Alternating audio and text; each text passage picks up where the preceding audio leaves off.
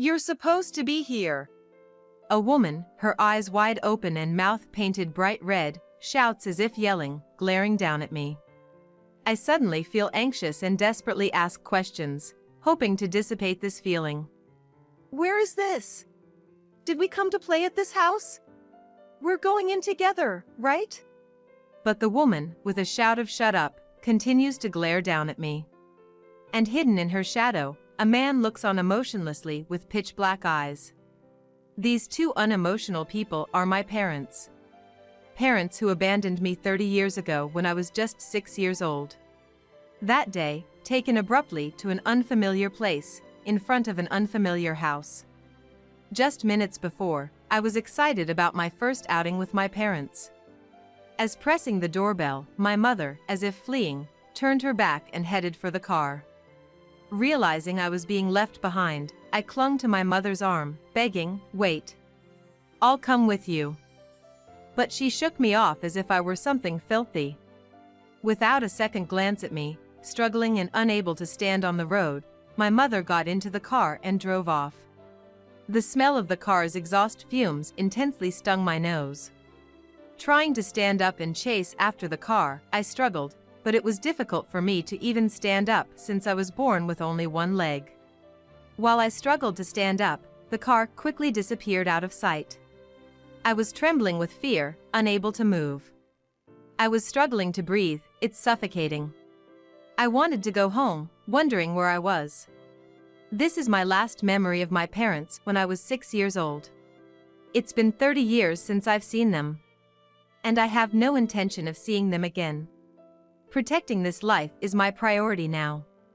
I can do anything to protect our family's peaceful life. And I'll become so happy that I'll forget all about that day. My name is Chloe. I was born without a right leg, but I've managed to live happily for 36 years. I've been able to pursue a job I love, and every day is fulfilling. All thanks to my grandfather. I don't feel grateful to my parents at all. The reason is that they abandoned me. My mother called me a monster. I don't have many memories from when I was young, but sometimes I can't help but remember my mother's back. Maybe inside the house, by the window of a dimly lit room with the red curtains slightly swaying in the breeze, I lay on the floor. Thirsty, I lost my balance trying to go drink water from the tap and fell. As I collapsed, my cane rolled away. Back then, I couldn't attach my prosthetic leg by myself, so when at home, I used a cane for balance and mobility.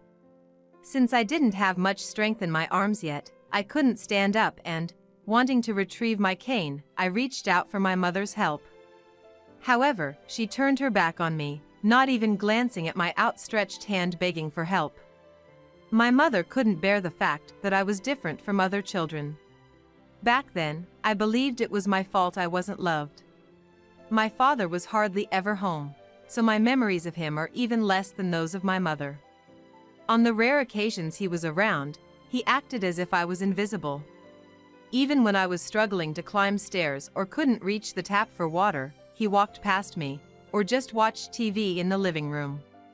He was indifferent towards me. When I drew a picture of him and said, "Look, I drew you, Daddy," he would just respond with a faint "uh-huh." Whether I invited him to eat together, "Let's have dinner, Dad," or showed him something, "Look, Dad," the answer was always just "uh-huh." That was all he ever said anyhow. I don't remember ever making eye contact with him. In my memories, his eyes are always just black voids. The presence of such an indifferent father must have, in some way, influenced my mother's feelings towards me. Growing up ignored by both parents, and just before starting elementary school one day, my mother said, "Chloe, we're going out today." I hadn't attended kindergarten or daycare, and our outings were minimal, so the three of us had never gone out together. "We're going far, so take this," she said, handing me a bag with a few clothes. Until then, she had been so concerned about my appearance that we never even went to the park, so being told we were going on a long trip thrilled me, and I was excited about where we might be going. "Where are we going?" I asked, but my parents didn't answer. Still, I was so captivated by the changing scenery outside the car window that I didn't care about our destination.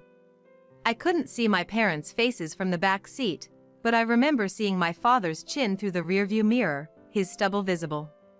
I don't know how long we drove, but the car eventually stopped. "We're here," they said, and opened the door for me. Stepping out, I saw an old house.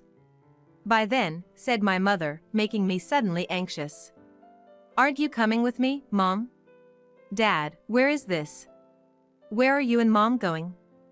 I asked rapidly. But, as usual, my father averted his gaze from me, and my mother only said, "Everything's been arranged." As she pressed the doorbell of the house, my parents got back into the car and drove off, leaving me alone before anyone from the house could come out. I stood there, stunned, watching my parents' car drive away, unable to comprehend what was happening to me. Where was I? What was this house? Why had I been brought here? Overwhelmed by anxiety, fear, and a sense of loss, my thoughts froze when I heard the sound of the front door unlocking. "Yes, yes, who is it?" said a familiar face that appeared. It was my grandfather. Since my mother was concerned about my appearance, she never took me out, so I had never been to this house. However, I remembered my grandparents well because they used to visit us at our home. The warmth and kindness they showed me were the first I ever felt from anyone. I had a strong memory of feeling loved and cherished by someone for the first time. "Chloe, what happened to your parents?" The moment I heard my grandfather's voice asking me this, I couldn't stop crying. Grandfather seemed to sense something as he looked around, then gently embraced me. In the warmth of his hands, I finally found the strength to express my feelings. Mom drove off somewhere in the car. I want to go home. It hurts. Then, grandfather looked sad as he held me tighter and stroked my head. "Chloe, it's still cold outside, let's go inside," he said, gently pulling my hand to invite me into the house. I still remember the warmth from his large hands. It's okay," he kept saying, as if to reassure himself as well. Grandfather made me a warm drink. I remember feeling the warmth spread to my core, relaxing my tensed-up body. "Is this all your luggage?" he asked, which made me wonder for a moment if I wouldn't be able to go back home. However, the warmth of the house and the gentle voices of my grandparents gradually calmed me down, and that night, I fell asleep between them as they stroked my forehead, sleeping until almost noon the next day. From that day on, I lived with my grandparents. A few days later, grandfather was talking to someone on the phone. "You call yourself a mother?" I was surprised to hear him raising his voice. After hanging up, he told grandmother, if Chloe knew she was abandoned by her parents, how heartbroken she would be. Hearing the sadness in his voice, I quietly entered the room they had prepared for me. Although I had a vague feeling about it, it was then that I fully realized I had been abandoned by my parents. Wrapped in my grandparents' kindness, I gradually began to forget the sorrow of being abandoned. Warm meals, kind words, and a warm home made me feel truly happy for the first time. My grandparents cherished me and supported me through college. They participated in school events, and watching me do my best or enjoy myself made them smile warmly as if it was their own happiness. My grandparents were always proud of me. High school and college were a bit far from their house, and since they were over 60, even when I said, "You don't have to come," they always insisted, "It's Chloe's big moment, we'll come." They always made it to see me. To me, they were like my real parents. I didn't need anyone else but my grandparents, who loved me more than anyone. I owe them an immeasurable debt of gratitude. I decided I would definitely repay this kindness when I became an adult. After graduating and getting my first paycheck, I prepared a meal and gifts for them. "We've never been to such a fancy place before," they said, slightly embarrassed, and their smiles made me so happy I started to cry. Toasting with my grandfather, he said, blushing, "I never thought I'd get to drink with Chloe. What a joy. Thank you for sending me to college.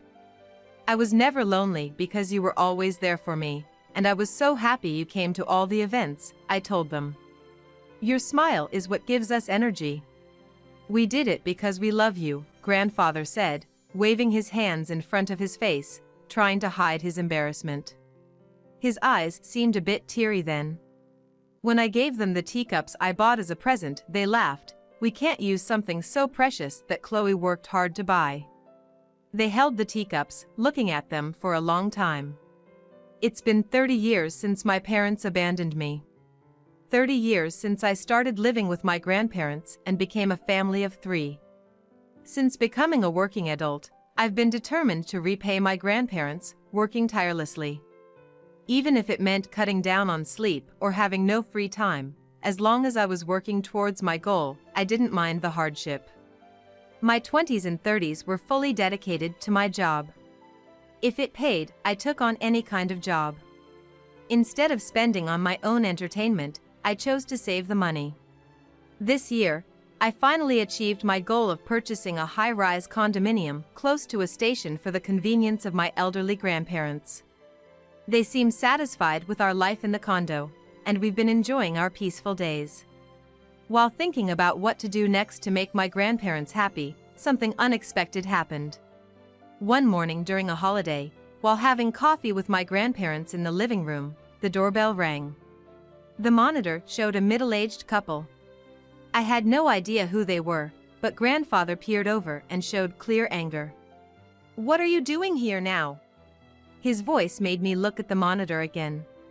Those eyes, I remember them. The mother who always turned her back on me but glared with wide eyes when angry, and the father with the dark eyes. "Go away. We have nothing to talk about with you." Grandfather said so, and then turned off the intercom.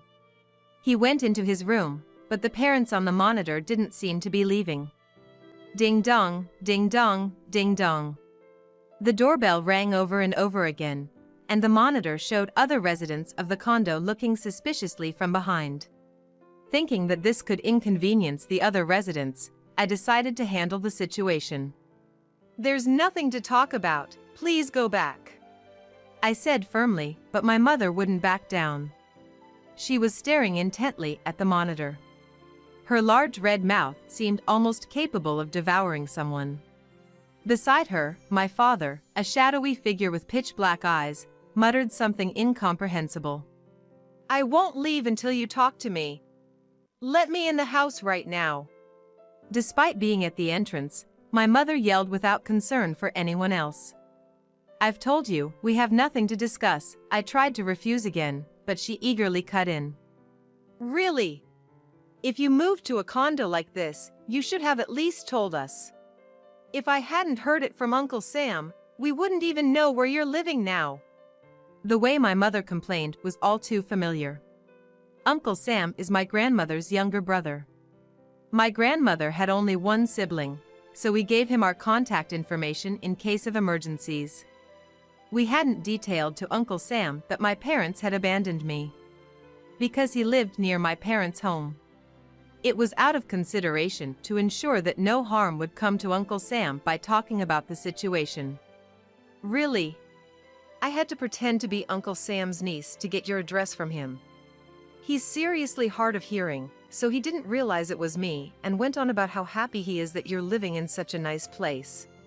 What's so funny?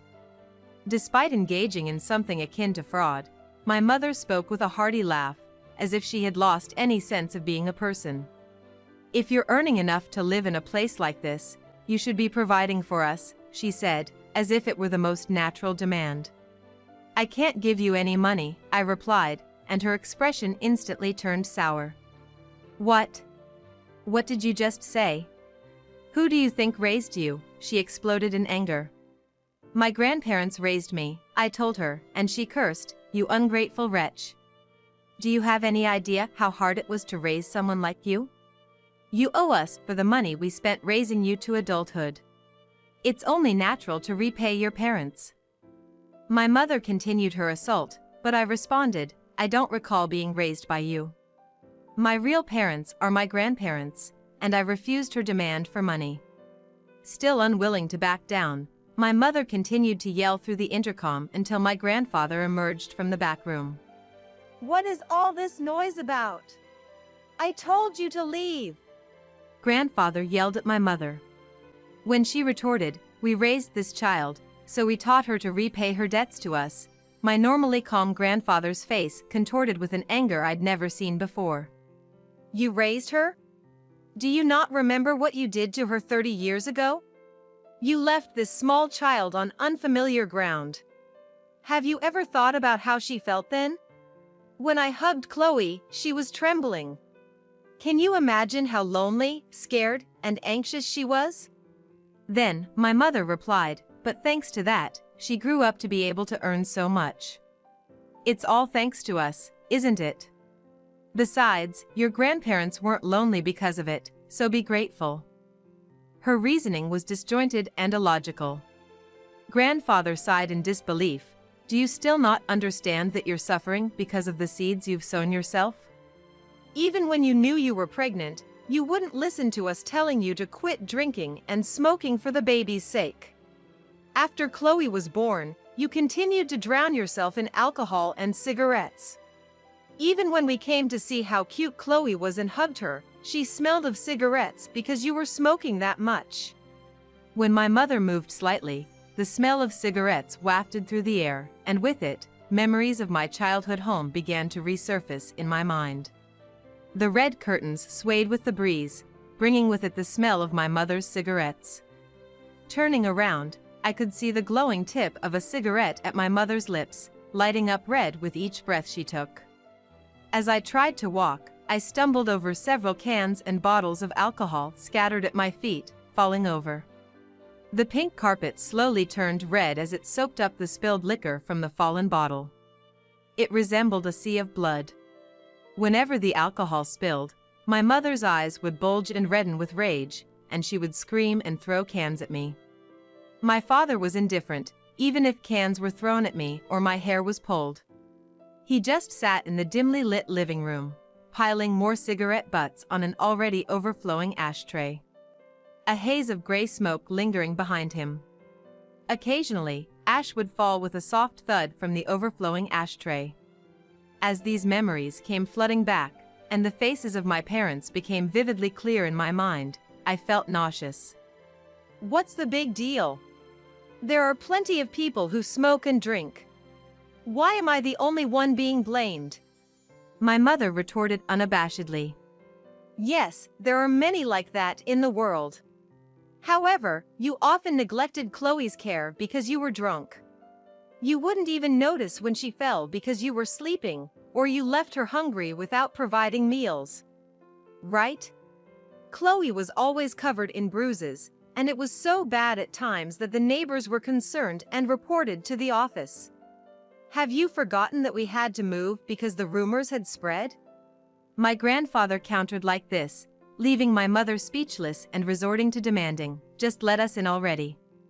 It's ridiculous to have this conversation standing out here without even showing our faces."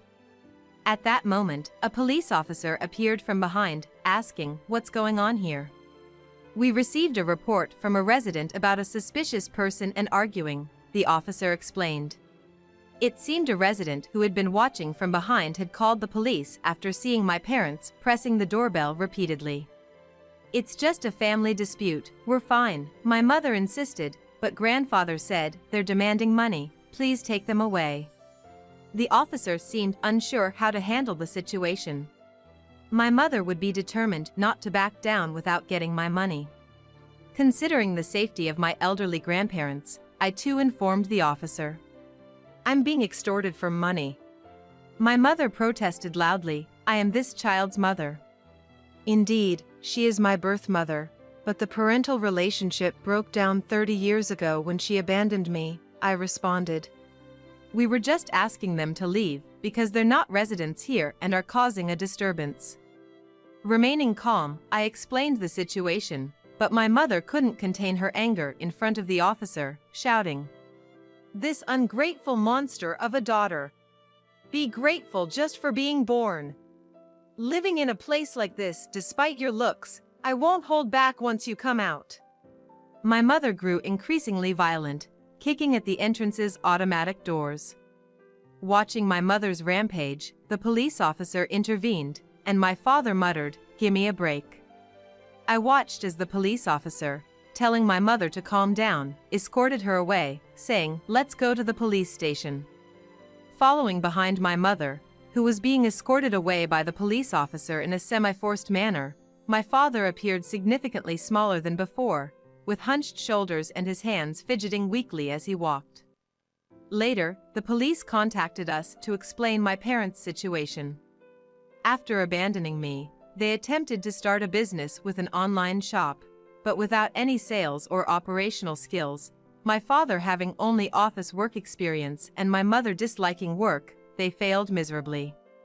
Consequently, they were in significant debt and had sought financial help from me, their daughter.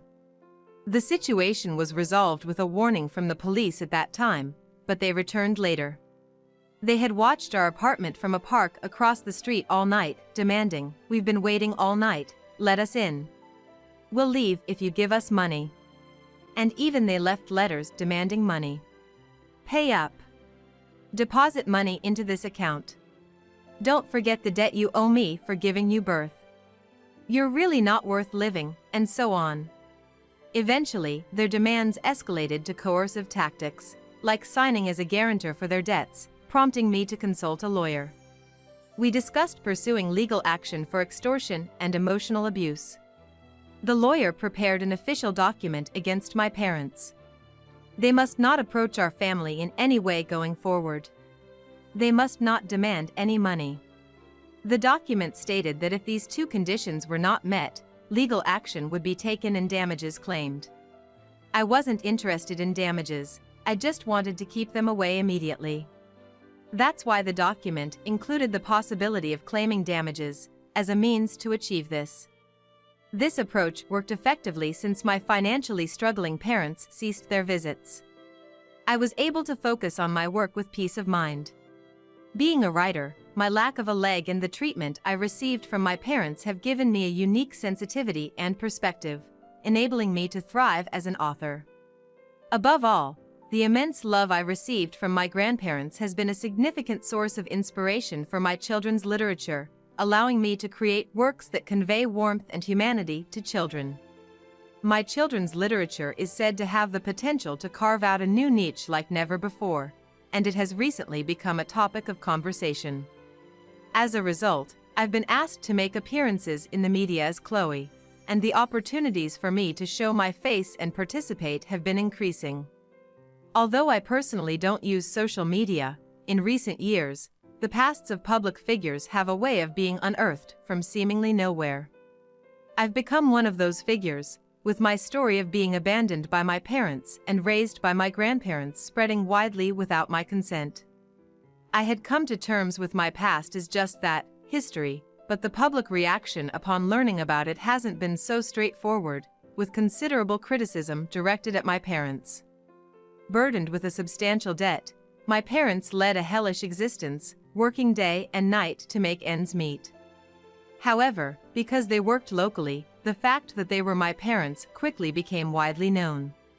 The scrutiny and judgment from society about my upbringing were immense, and my parents faced disdain at their workplaces, leading to an uncomfortable work environment for them. As I became more talked about, the criticism towards my parents intensified, eventually making it difficult for their employers to keep them on staff, forcing them to resign under pretense. Completely strapped and with nowhere to turn, my parents sought me out again. I was unaware that my parents had come to visit. Because they were stopped by security at the entrance of my apartment complex. Just like me, my parents had become well known enough that their identity as my parents. So, they were immediately recognized, leading to them being stopped. My mother reportedly shouted, "What's wrong with a mother wanting to see her daughter?" but was decisively cut off by the security guard who stated, "We see no need to facilitate this encounter." In fact, following the previous commotion, I had informed the security company in advance that should my parents come, they need not be admitted. My primary concern was to prevent any danger from befalling my elderly grandparents. With the assurance that my parents would not be able to approach us, we have been living with a great sense of relief. Since then, my parents, whose faces had become widely recognized, could no longer live in places where they were known and vanished into a land where nobody knew of them. Driven to desperation and without any respite, they began blaming each other for their predicament, leading to daily arguments and mutual disparagement. Rumors suggest that even my father has succumbed to tobacco and alcohol, and both have ventured into gambling. Caught in the grip of gambling, they've been unable to repay their debts and are constantly on the run from intimidating figures. Meanwhile, I continue to write novels quietly in my condo. I'm surrounded by numerous photos of memories with my grandparents in my room. When I'm in this room, I feel enveloped in the gentle smiles of my grandparents, which brings me a sense of comfort. There are countless photos of my grandparents who always made it a point to attend my school events. "We go because we want to see Chloe do her best," they'd say. I strived hard because I wanted to see their smiles. They are my driving force. And my upcoming new release is a work I'm particularly proud of, because it's inspired by my beloved grandfather. It's a story filled with passion, featuring a hero akin to my warm-hearted grandfather. Once this work is complete, I plan to go on a trip with my grandparents. The warmth of my grandparents is always at the heart of my work. And when a work is completed, I perform an act of gratitude towards them. This is because repaying them is also a reward for myself. They may have aged, but they remain remarkably active, enjoying daily walks and tea parties with neighbors.